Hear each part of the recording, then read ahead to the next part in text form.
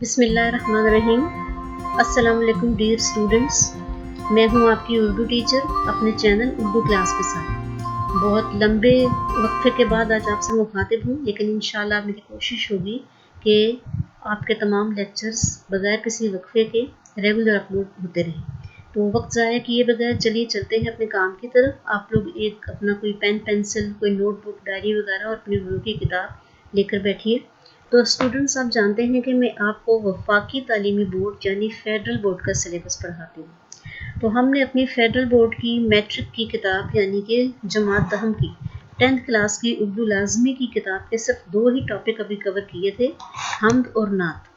اب تیسرے نمبر پر ایک سبق ہے مرزا محمد سعید، اس کا نام ہے، لیکن میں نے سوچا کہ کیوں نہ میں سبق شروع کرنے سے پہلے آپ کو ایک بار اردو کا پرچہ کرنے کا طریقہ سمجھا دوں۔ یعنی آپ نے جب آپ کے سامنے بورڈ کا پیپر آئے یا ایون آپ کے اپنے اسکول کے جو پیپرز ہوتے ہیں وہ بھی آپ کے ٹیچرز بالکل 100% بورڈ پیٹرن پہ بناتے ہیں تاکہ آپ کو ان کو کرنے کا طریقہ آ سکے، پریکٹس ہو سکے۔ تو چلیے میں بھی آپ کو وہی طریقہ ایک بار سمجھا دیتی ہوں، اس کے بعد انشاءاللہ ہم اپنی کتاب کے باقی اسباق اور نظمیں غزلیں وغیرہ کریں گے۔ تو آپ لوگ اپنی نوٹ بک اور ڈائری لے لیجئے، آپ کے بورڈ کے پیپرز میرے سامنے ہیں۔ تو چلیے دیکھتے ہیں کہ اردو کا پرچہ ہمیں کیسے کرنا چاہیے۔ جی اسٹوڈنٹس، تو اردو کا پرچہ جو ہے آپ ظاہر ہے 9th کلاس میں پاس کر کے ہی آگے آئے ہیں، تو آپ کو کچھ اندازہ تو ہوگا ہی کہ کیسا ہوتا ہے۔ تو اس میں اردو کا جو پرچہ آتا ہے ہمیں وہ تین حصوں پر مشتمل ہوتا ہے، حصہ اول، حصہ دوم اور حصہ سوم۔ تو دیکھتے ہیں کہ اس کا حصہ اول جو ہے وہ کیسا ہوتا ہے۔ جی اسٹوڈنٹس، یہ حصہ اول جو ہے یہ اس کا ایک چھوٹا سا میں نے فارمیٹ بنا کر آپ کو دیا ہے، یہ آپ کو اسکرین پہ نظر آ رہا ہوگا۔ حصہ اول جو ہوتا ہے اس میں ایک سوال ہوتا ہے اور وہ ایک سوال ہی پورا حصہ اول ہوتا ہے، ٹھیک ہے۔ اس کے 15 نمبر ہوتے ہیں اور اس میں 15 جز ہوتے ہیں۔ تو اس میں دیا جاتا ہے، دیکھیں یہ بالکل سیم پیٹرن ہے آپ کا بورڈ کا، اس طرح لکھا ہوتا ہے حصہ اول، اس کے بعد ایک نوٹ لکھا ہوتا ہے اس پر کہ یہ آپ نے پہلے 20 منٹ میں کر کے ناظم مرکز کے حوالے کر دینا ہے، ٹھیک ہے۔ یہ اسٹوڈنٹس آپ لوگوں نے جو آپ کو پیپر ملے گا نا، کویسچن پیپر، اس کے اوپر ہی آپ نے کرنا ہوتا ہے۔ اس میں آپ نے کچھ لکھنا نہیں ہوتا، جسٹ ٹک اینڈ کراس کرنا ہوتا ہے، کراس بھی نہیں کرنا بلکہ اس میں آپ کو پاس کثیر الانتخابی سوالات آتے ہیں جن کو ہم لوگ انگلش میں کہتے ہیں ملٹیپل چوائس کویسچنس۔ تو یعنی ایک سوال کے نیچے 3 یا 4 جواب، ممکنہ جواب لکھے جاتے ہیں، ان میں سے جو درست جواب ہوتا ہے اس کے گرد آپ نے یا تو دائرہ لگانا ہوتا ہے یا اگر آپ اس کے اوپر ٹک بھی کر دیں تب بھی وہ کنسیڈر ہو جاتا ہے۔ اور یہ خیال رکھیں کہ پینسل سے پیپر نہیں کرنا ہوتا آپ نے، اور انک والا پین یوز کرنے کی بھی آپ کو پرمیشن نہیں ہوتی، بورڈ میں پوائنٹر یا بال پین استعمال کرنا ہوتا ہے۔ تو میری تو آپ کو یہی سجیشن ہے کہ آپ پوائنٹر یوز کریں اور ابھی سے شروع کرتے ہیں پوائنٹر سے لکھنا، کیونکہ اس سے رائٹنگ اچھی آتی ہے۔ دیکھیں سوال نمبر 1 اس میں ایسے دیا جائے گا آپ کو، دیے گئے الفاظ یعنی الف ب جیم دال میں سے درست جواب کے گرد دائرہ لگائیں، ہر جز کا 1 نمبر ہے۔ میں نے صرف ایک ہی سوال دیا ہے کیونکہ ظاہر ہے 15 کا 15 اگر میں آپ کو دے دوں تو ویڈیو بہت لمبی ہو جائے گی اور صرف حصہ اول ہی بنے گا ایک ویڈیو میں۔ سوال ہے، سبق ملمہ اصناف ادب کے لحاظ سے کیا ہے؟ الف مضمون، ب افسانہ، جیم خاکہ، دال ناول۔ تو آپ بچے جانتے ہوں گے کہ درست جواب ہے افسانہ، تو آپ لوگ یہ کریں گے کہ بے کے گرد دائرہ لگا دیں گے یا ایسے ٹک کر دیں گے تو یہ بھی درست ہو جائے گا۔ تو اس میں جو میں نے آپ کو ضروری نصیحت کرنی ہے وہ یہ ہے کہ سوچ سمجھ کر ایک ہی دفعہ درست ٹک کیجئے گا یا دائرہ لگائیے گا، جو بھی سوال میں لکھا ہو وہ کرنا ہوتا ہے، اس لیے کہ کٹنگ الاؤڈ نہیں ہے۔ اس جو معروضی آپ کا پرچہ آتا ہے نا پہلا آبجیکٹیو اس سے کہتے ہیں، آبجیکٹیو پیپر میں کٹنگ الاؤڈ نہیں ہے، بالکل آپ نے اس کو کاٹنا نہیں ہے اور نہ ہی اوور رائٹنگ کرنی ہے، نہ ہی اس میں آپ نے بلینکو یوز کرنا ہے، ٹھیک ہے۔ ایک ہی بار آپ نے سوچ سمجھ کے درست جگہ پر نشان لگانا ہے۔ یہ ہو گیا حصہ اول، بس اس کے لیے آپ کو ٹوٹل 20 منٹ دیے جائیں گے، 20 منٹ کے بعد یہ آپ سے لے لیا جائے گا اور اس کے بعد آپ کو اس کا دوسرا حصہ دیا جائے گا پیپر کا، جو کہ حصہ دوم اور حصہ سوم پر مشتمل ہوگا۔ حصہ دوم اور حصہ سوم جو ہے اب ہم باری باری دیکھتے ہیں کہ وہ کیسے ہوتے ہیں۔ میرا خیال ہے کہ حصہ اول آپ کو اچھی طریقے سے سمجھ آ گیا ہوگا۔ حصہ اول میں ایک بات اور آپ کو بتا دوں کہ اس میں جو آپ کو معروضی سوالات یہ دیے جاتے ہیں، یہ آپ کے اسباق میں سے، غزلیات میں سے، نظموں میں سے اور گرامر میں سے، سب میں سے بنائے جاتے ہیں، ٹھیک ہے۔ لہٰذا آپ نے کلاس میں اچھے طریقے سے دھیان دے کے سبق وغیرہ پڑھے ہوں گے نا، جب ٹیچر پڑھا رہے ہوتے ہیں تو پھر آپ کو سمجھ آئے گی کہ اصل میں جی اچھا ایک چیز اور میں آپ کو بتا دوں کہ 9th اور 10th کا پیپر پیٹرن ایک ہی جیسا ہوتا ہے، اور جو اگر 9th کے بچے یہ دیکھ رہے ہیں تو یہ پیپر پیٹرن ان کے لیے بھی ہے، جہاں کہیں وہ ڈفر کریں گے 10th سے وہاں میں بتا دوں گی۔ حصہ اول 9 10 کا دونوں کا ایک ہی جیسا ہوتا ہے اور 15 نمبر کا ہوتا ہے۔ اب آیا ہے حصہ دوم، تو یہ جو ہے اس میں تھوڑا سا فرق ہے، لیکن ہوتا دونوں کا یہی ہے کہ سوالات کے جوابات ہی لکھنے ہوتے ہیں۔ پہلے میں میٹرک کا کر لوں، اس کے بعد پھر میں 9th والوں کو بھی بتا دیتی ہوں۔ میٹرک میں یہ ہوتا ہے اسٹوڈنٹس کے آپ کا جو حصہ دوم ہوتا ہے یہ 35 نمبر کا ہوتا ہے، یعنی 35 مارکس کا۔ اس میں سے 30 مارکس یعنی 30 نمبر سوالات کے جوابات کے ہوتے ہیں، ہر سوال کے 2 نمبر ہوتے ہیں، اور یہ کافی لینتھی حصہ ہوتا ہے کیونکہ آپ نے لکھنا ہی لکھنا ہوتا ہے، لیکن گھبرانے کی اس میں کوئی بات نہیں ہے، آپ کو ٹائم مینجمنٹ آنی چاہیے تو پھر یہ آسانی سے ہو جاتا ہے، کوئی بات نہیں، مسئلہ نہیں ہوتا۔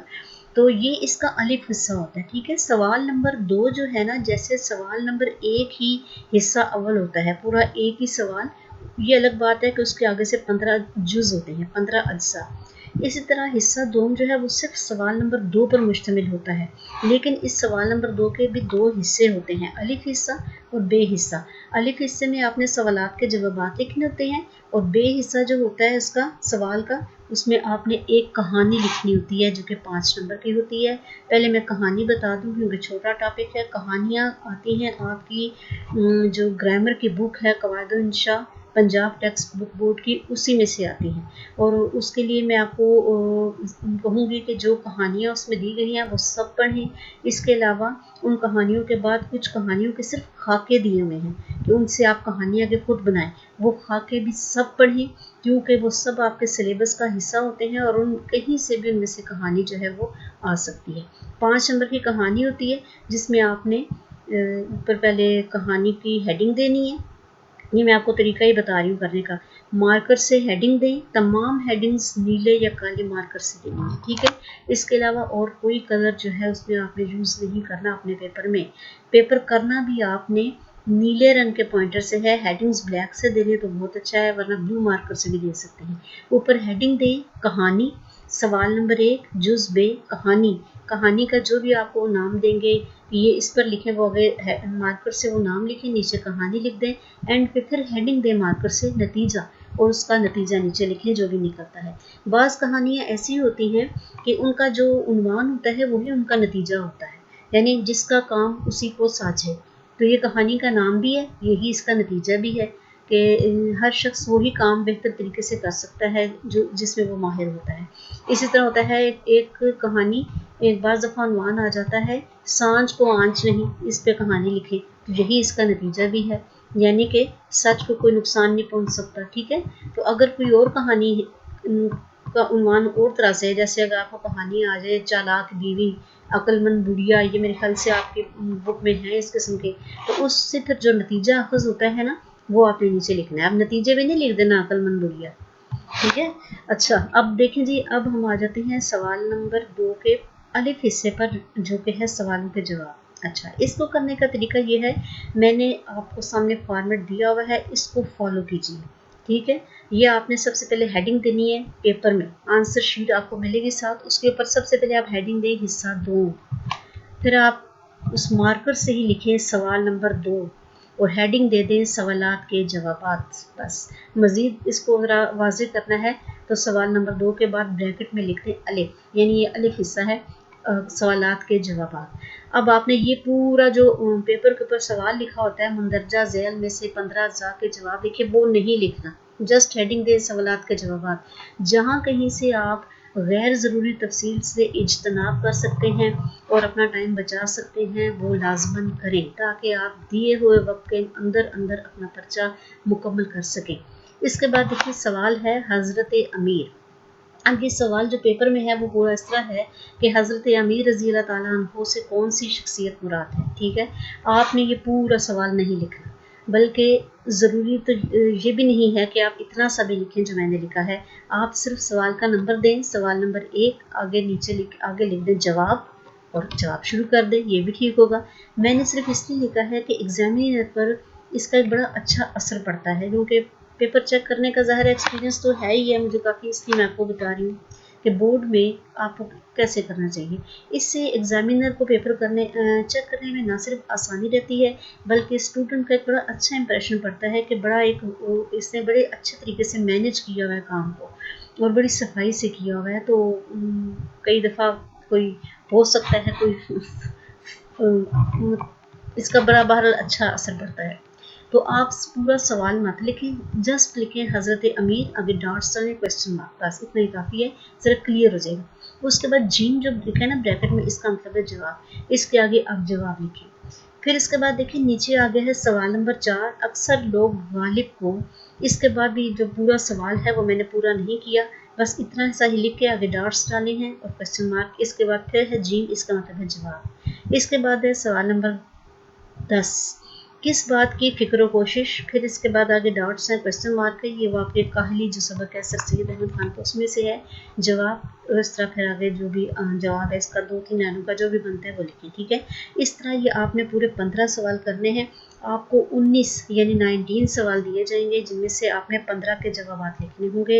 हर सवाल के 2 नंबर होंगे और 30 नंबर का ये हिस्सा अलिफ जो है, सवाल नंबर 2 का हिस्सा अलिफ वो मुकम्मल हो जाएगा। अच्छा, अब मैं इसमें जो समझाने वाली चीज़ है वो आप देखें कि मैंने सबसे पहले नंबर दिया है 1, फिर सवाल नंबर 4, फिर सवाल नंबर 10।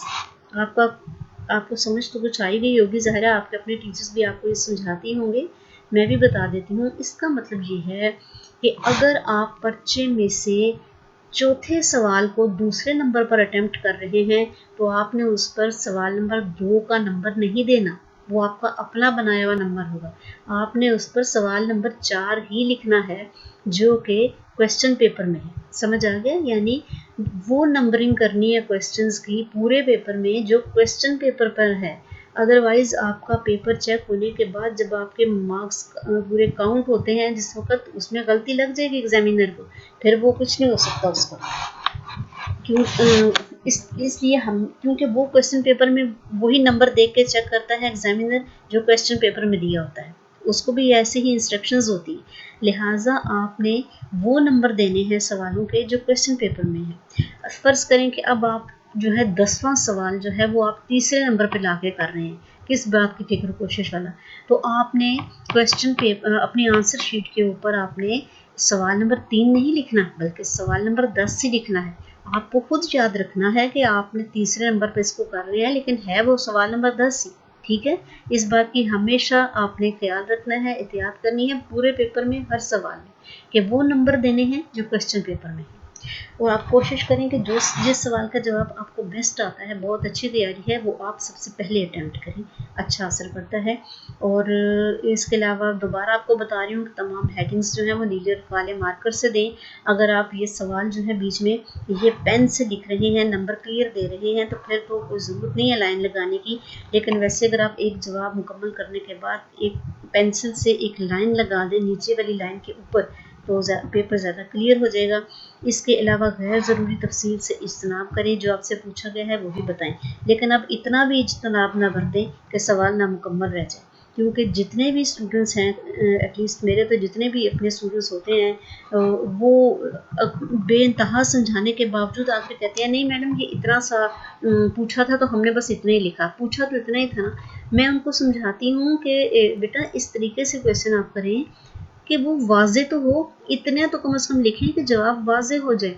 तो अब क्योंकि आपको सवाल दिया जाता है कि 3 से 4 लाइनों का मुख्तसर जवाब लिखें, तो फिर बच्चे ये समझ लेते हैं कि बस 3 से 4 से अगर आगे आधी लाइन भी लिखी तो गुनाह हो जाएगा। ऐसा नहीं है।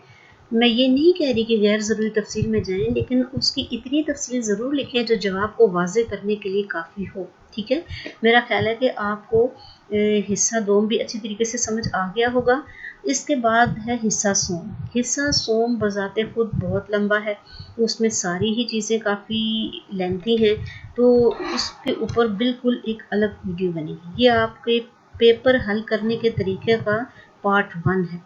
तो मैं अच्छा 9th का भी बता दूं کہ 9th کا بھی یہ حصہ 2 ایسے ہی ہوتا ہے، صرف اتنا فرق ہے 9th کلاس کہ آپ لوگوں کو 15 کے بجائے 14 سوالات کے جواب دینے ہوتے ہیں، اور آپ کو ٹوٹل